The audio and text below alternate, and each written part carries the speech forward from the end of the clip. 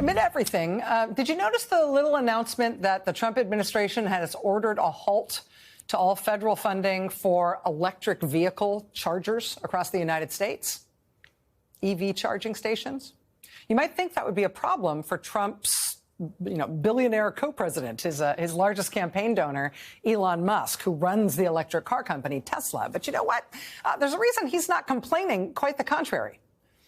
And it's because Elon Musk's company, Tesla, already has the biggest private charging network in the country, bigger than all of his competitors. So, as he posted on his social media site last year, quote, "Take away the subsidies. It will only help Tesla." Well, now Donald Trump has done just that, leaving Tesla unchallenged as the largest EV charging network in the country, with no one really having any chance to catch up to them. Then there's one of Musk's other companies, SpaceX, a huge government contractor. Back in December, the New York Times reported that the Defense Department's Inspector General had opened a review into SpaceX for potentially violating rules about keeping sensitive government secrets out of the hands of our foreign adversaries. Elon Musk's own foreign travel and his contacts with foreign governments had reportedly not been disclosed regularly to the U.S. government, which not only impeded his own security clearance, but also reportedly led, in part at least, to this Inspector General's security review of potential national security risks surrounding his companies and specifically him.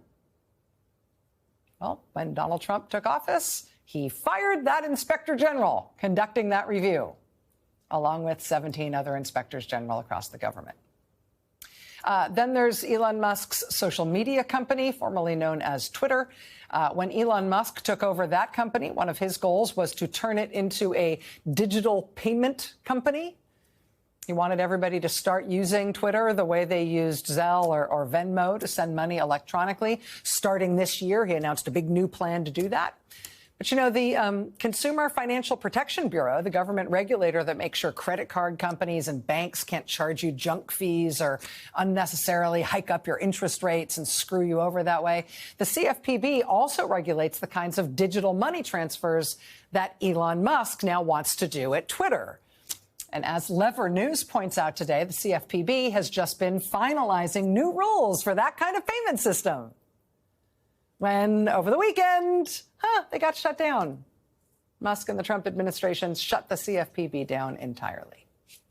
So if you voted for Trump because you thought banks and credit card companies are the good guys and they need more opportunities to screw people over on small print scams and junk fees and ballooning credit card interest rates and all the rest, well, if so, today must feel great. Must feel like you got a lot for your vote. The pushback against Trump's efforts to defund the police, to defund the financial police, has begun in earnest. Lawsuits have been filed already challenging Trump's shutdown of the CFPB. Today in Washington, protesters and lawmakers, look at this, turned out again in the street, rallied in support of CFPB and its workers outside of its headquarters. This was today in Washington, people showing up in person and Democratic lawmakers showing up there to support them.